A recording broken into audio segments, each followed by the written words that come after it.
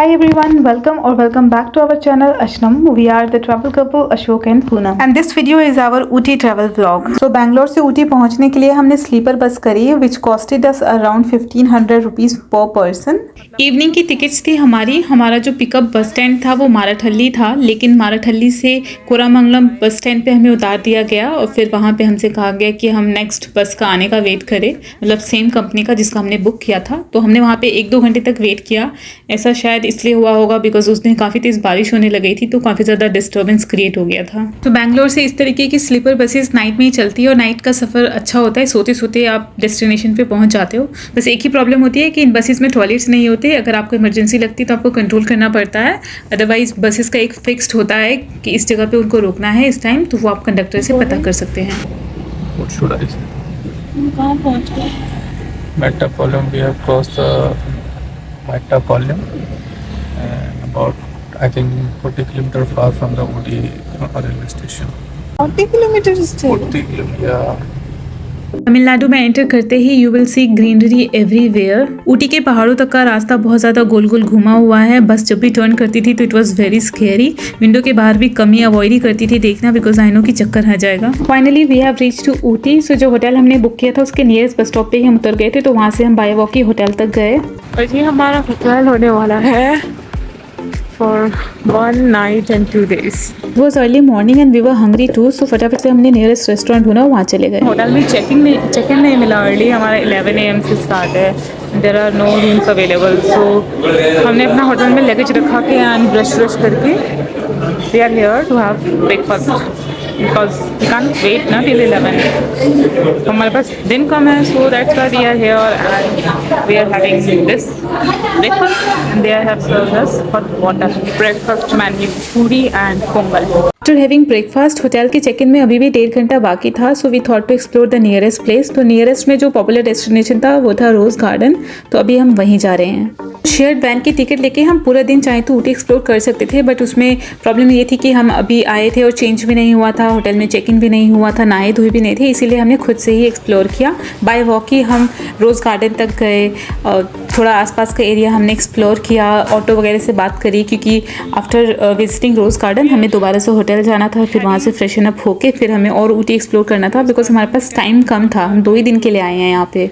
It's a long way to go and it is very tough to walk or climb on mountain. Now we are at government rose garden. So अभी हम line में लगे हुए हैं, tickets purchase करेंगे, उसके बाद हम आपको अंदर ले चलेंगे।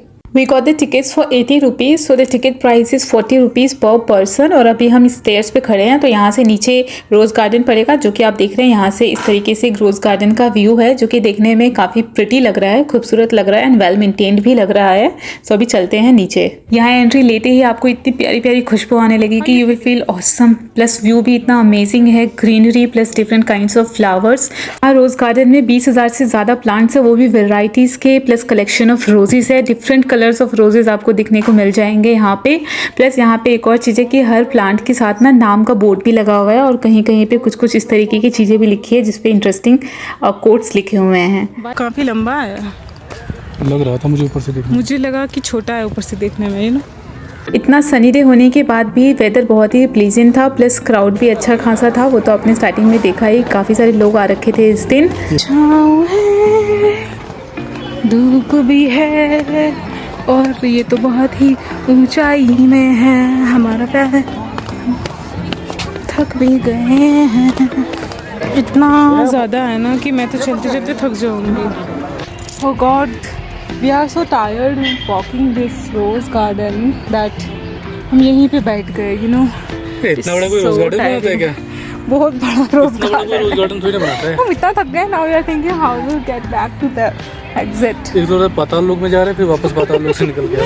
हम स्वर्ग लोक में हैं और स्वर्ग लोक से निकलने में हमें थोड़ा टाइम लगेगा। स्टिल हमने रोज़ गार्डन का हर एक कोना एक्सप्लोर किया। उसके बाद हम होटल गए, वहाँ पे चेक इन किया, फ्रेशन अप हुए। देन हमने सोचा कि पहले लंच करते हैं, उसके बाद नेक्स्ट डेस्टिनेशन पे जाएंगे।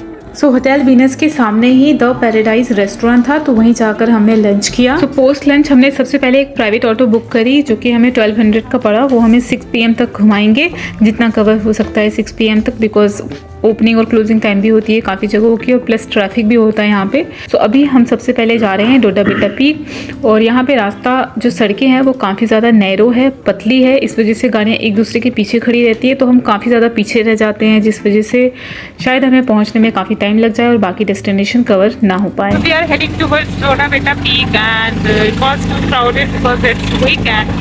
That's fine. We have taken the ticket. It's for 20 rupees. तो पूरा फॉरेस्ट से होते हुए आप जाएंगे और कुछ बाहर आते हुए एनिमल्स भी दिख जाएंगे आपको, जैसा आप देख सकते हैं वीडियो। पता नहीं ये कौन सा एनिमल था। यहाँ से डोडा बेटा पे एंट्री स्टार्ट होती है। गाड़ी ले जाना शायद अंदर अलाउ नहीं था, इसीलिए ऑटो वाले ने यहीं पे पार्क कर लिया था और हमें बोल दिया था कि आप अंदर चले जाओ। सो अब हम वहीं जा रहे हैं अंदर। तो आप देख सकते हैं यहाँ से एंट्री पे लिखा हुआ है डोडा बेटा वेलकम्स यू।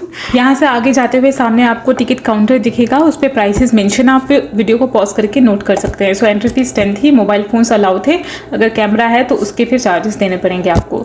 सो ये डोडा बेटा पीक का कुछ नज़ारा है। सो डोडा बेटा मीन्स बिग माउंटेन्स, और डोडा बेटा पीक जो है वो हाईएस्ट पीक है तमिलनाडु का, इसलिए पॉपुलर है। सो यहाँ पे एक टेलीस्कोप हाउस बना हुआ है इस तरीके का कुछ, जहाँ पे एक टेलीस्कोप रखा है, उसके थ्रू एक 360 डिग्री पैनोरामिक व्यू मिल जाएगा माउंटेन का। तो यहाँ पे आगे पूरा ऊटी आपको दिखाई देगा, यहाँ से बर्ड्स आई व्यू मिल जाएगा ऊटी का। Now we are at the highest peak of the mountains. यहाँ से आपको पूरा ऊटी का व्यू दिखाई दे रहा होगा, you can see behind me. So यहीं से आगे एक सनसेट व्यू पॉइंट भी है, तो वहाँ से होने के बाद हम निकल गए यहाँ से for next destination. Now we are heading towards tea factory, जहाँ पर हम देखेंगे कि चाय पत्ती कैसे बनती है। सो देखिए वहाँ तक पहुँचने का रास्ता कितना खूबसूरत है, कितनी ऊंचाई पर है हम। यहाँ से सारे माउंटेन्स दिखाई दे रहे हैं, चारों तरफ हरियाली ही हरियाली है। हम पहुंच चुके हैं टी फैक्ट्री पे, और आप देख सकते हैं कितनी ज़्यादा भीड़ है। डोडा बेटा पीक पे भी इतनी ही भीड़ थी। आई थिंक ये पीक सीज़न होता है ऊटी विजिट करने का। वैसे तो थ्रू आउट ईयर कभी भी जाइए आपको मौसम प्लीजेंट ही मिलेगा। टी फैक्ट्री में अंदर जाने के लिए आपको काउंटर से टिकट लेनी होगी। टिकट का प्राइस है 10 रुपीज़ पर पर्सन, उसके अलावा और कोई चार्जेस नहीं है। टिकट लेने के बाद आप लाइन में लग जाइए, क्योंकि जिस लाइन में आप लगेंगे वही लाइन आगे पूरी फैक्ट्री में कंटिन्यू रहेगी एंड तक। ये टी फैक्ट्री के अंदर का नज़ारा है, आप लाइन देख सकते हैं, काफ़ी सारे लोग हैं। सो ये टी फैक्ट्री प्लस म्यूजियम है, यहाँ पे आपको हिस्ट्री, इन्फॉर्मेशन, ये सारी चीज़ें यहाँ पे दिख जाएगी। जैसे जैसे आप लाइन में लगे हैं, आगे बढ़ रहे हैं, आप इन्फॉर्मेशन पढ़ते हुए जा सकते हैं। उसके बाद फिर आप देखेंगे यहाँ पे चाय पत्ती कैसे बनती है। सो ये लीव्स आई, टी लीव्स, इसके बाद ये वहाँ उस मशीन में गई। सो नेक्स्ट प्रोसेस में ये कोई फिल्ट्रेशन हुआ गोल गोल घूम के, उसके बाद यहाँ से सीधा नीचे गया, नीचे वाले फ्लोर पे। सो वहाँ पे ये पूरे के पूरे जो लीव्स थे वो सब क्रश हो गए, पिस गए।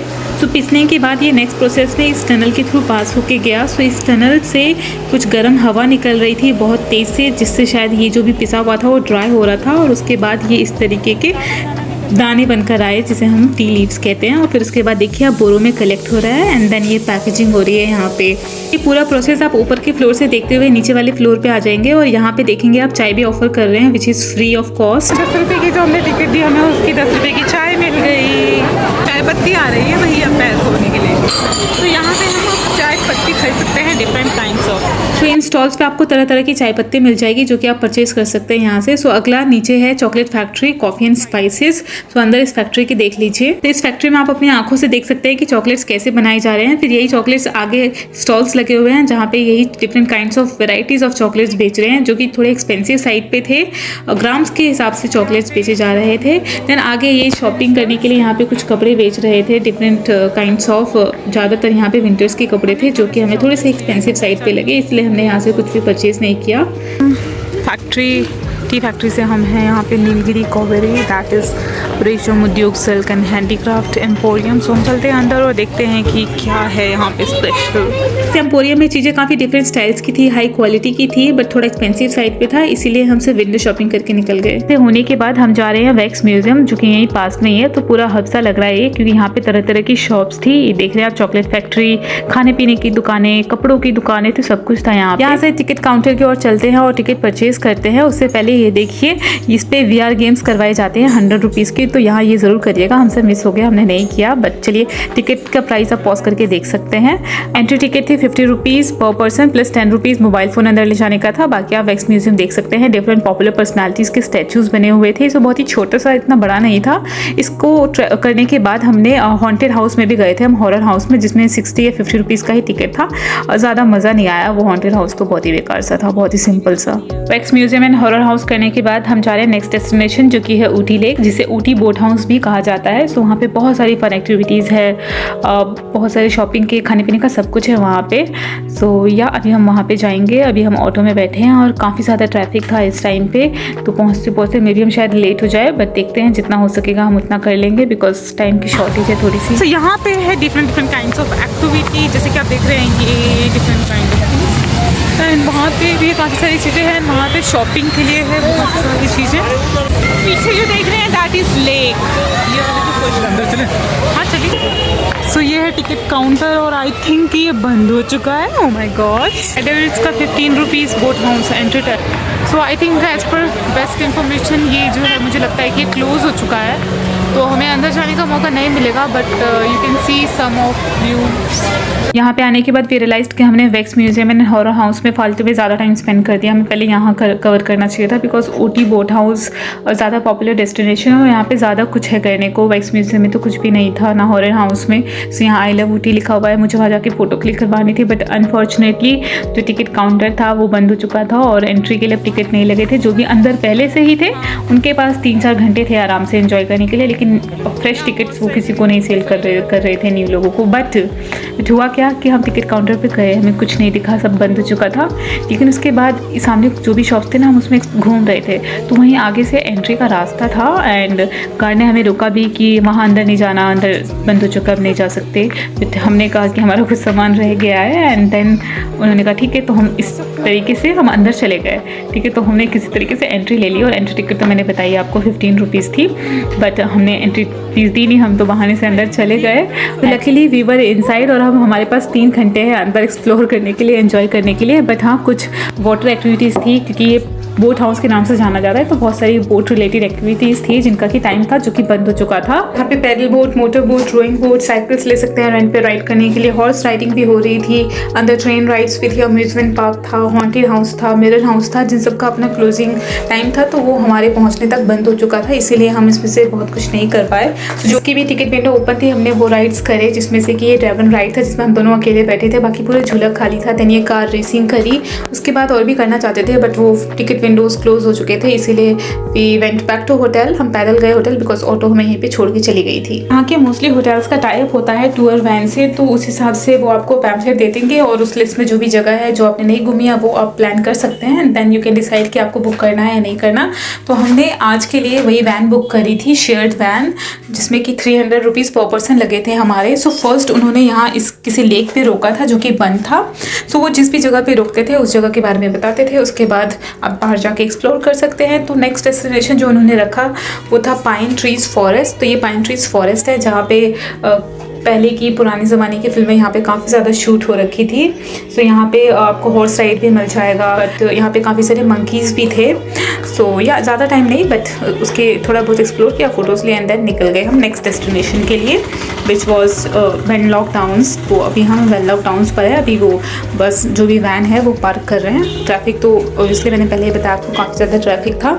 सो वेनलॉक टाउन्स में अभी हम एंट्री ले रहे हैं। यू कैन सी इसको शूटिंग पॉइंट भी कहा जाता है, यहाँ पे भी काफ़ी सारी फिल्मों की शूटिंग हो रखी है। सो यहाँ की जो भी हिल्स है ना, वो एकदम रोलिंग हिल्स है, ऊपर नीचे इतना ज़्यादा फैला हुआ है, you will get tired of exploring it. मतलब कहीं से भी देखोगे ऑब्वियसली आपको सेम ही दिखाई देगा, बस यहाँ पे पीसफुल आप बैठ के एंजॉय कर सकते हैं व्यूज़ को।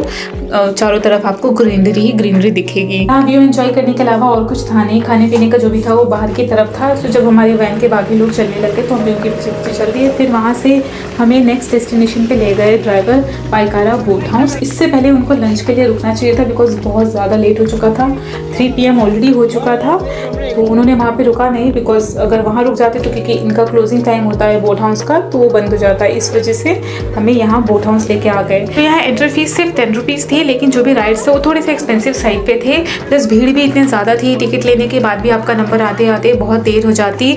सो यहाँ पे ऑलरेडी इतना टाइम लगा था कि हमें लगेगा ही, इस वजह से हमने यहीं पे ऊपर जो रेस्टोरेंट था वहाँ पे कुछ खा लिया, बिकॉज पता नहीं लंच के लिए कब निकलेंगे यहाँ से। और फिर थोड़ी सी बारिश भी हो गई, इस वजह से रेस्टोरेंट के अंदर इतना ज़्यादा भिच्चा हो गया गया ना। यहाँ के रेस्टोरेंट में मोस्टली साउथ इंडियन फूड ही था, प्लस एक दो स्टॉल्स थे जहाँ पे समोसा, पैटीज, आइसक्रीम ये सब मिल रहे थे। सो यहाँ से निकलने के बाद ड्राइवर ने किसी रेस्टोरेंट पे रोका, वहाँ पे कुछ लोगों ने खाया। हम तो ऑलरेडी यहाँ पे खा चुके थे, इसलिए हम वहाँ पे खाली बैठे थे। फिर लंच के बाद जब ड्राइवर के साथ डिस्कस हो रहा था कि नेक्स्ट डेस्टिनेशन कौन सी घुमाएंगे, दैन ही सेड कि अब हम होटल छोड़ देंगे जिस चीज़ का है जहाँ पर, बिकॉज अब टाइम अप हो चुका है, अब कोई और चीज़ घूमी नहीं जा सकती। जिस वजह से काफ़ी सारे आर्गूमेंट्स हो गए थे जो भी हम ट्रैवलर्स थे उनके साथ ड्राइवर के। तो हमने फिर कहा कि हमारा नियरेस्ट तो बोटेनिकल गार्डन पड़ेगा और वो हमारा रह भी रहा है। बाकी रोज़ गार्डन तो हम ऑलरेडी घूम लिए थे, तो हमें नहीं जाना था वहाँ पे। तो हम बोटेनिकल गार्डन के पास उतर गए और यहाँ से हमने ये टिकट लिया। ये इसका भी क्लोजिंग टाइम है, सो 6 या 6:30 के आसपास क्लोज हो जाएगा। 100 रुपीज़ की टिकट पड़ी, 50 रुपीज़ पर पर्सन। एंड भीड़ तो आप देख ही रहे हैं काफ़ी ज़्यादा है। और जो बाहर की, जो बोटेनिकल गार्डन के बाहर की जो गलियाँ हैं, वहाँ पर इतना कुछ था शॉपिंग का, खाने पीने का, मतलब बहुत ज़्यादा भीड़ थी। और अंदर वाकई में वेल मेंटेन था ये बोटेनिकल गार्डन, बहुत ही नीट एंड क्लीन था। तो this is government botanical garden. यहाँ अंदर वॉशरूम भी थे, मेल एंड फीमेल दोनों के सेपरेट वॉशरूम्स थे। सो ये जगह उनके लिए जिन लोगों को फूलों से बहुत ज़्यादा प्यार है, who loves flora and fauna. So पूरे जो भी प्लांट्स थे यहाँ पे, फूल पौधे जो भी थे, वो सब बहुत ही ज़्यादा वेल मेंटेन थे। और खूबसूरती तो आप देख ही रहे हैं और वीडियो में आप देख ही सकते हैं कितने सारे ग्लास हाउसेज हैं यहाँ पर। ग्लास हाउसेज में बहुत सारे प्लांट से डेकोरेट किया हुआ है। प्लस यहाँ पे ना फ्लावर शो भी होता है, लेकिन वो साल में एक बार होता है, तो इस टाइम तो नहीं हो रहा था फ्लावर शो। ऑल्सो जब हम पाइकारा बोट हाउस पर थे तो काफ़ी तेज़ बारिश हुई थी, उस वजह से यहाँ पे भी काफ़ी ज़्यादा कीचड़ हो रखा था। इस गार्डन का व्यू भी रोज़ गार्डन जैसा ही था, बस थोड़ा सा डिफरेंस है। यहाँ ग्लास हाउसेज है, वहाँ पे नहीं थे। वो लंबाई में था, ये चौड़ाई में है, but both are equally beautiful. से बाय वॉक ही हम होटल गए। होटल हमने मॉर्निंग में ही चेकआउट कर दिया था, सामान पैक करके वहीं छोड़ दिया था, तो अब बस वही लेने जा रहे हैं। और कोई जगह घूमना पॉसिबल था नहीं क्योंकि सबका क्लोजिंग टाइम था और इस टाइम तो सब बंद हो चुका था। बस स्टॉप तक पहुंचने के रास्ते में किसी ढंग के रेस्टोरेंट में हमने डिनर किया, उसके बाद हम अपने बस स्टॉप पे आ गए। तो बस को आने में अभी काफ़ी ज़्यादा टाइम था, जो कि बेंगलोर जानी थी, जो हमने बुक करी थी, उसको काफ़ी टाइम था आने में। तो काफ़ी देर तक हमने इस बस स्टॉप पे वेट किया। तो बस यहीं हमारा ऊटी का ट्रैवल ब्लॉग कंप्लीट होता है। Don't forget to hit like, share and subscribe.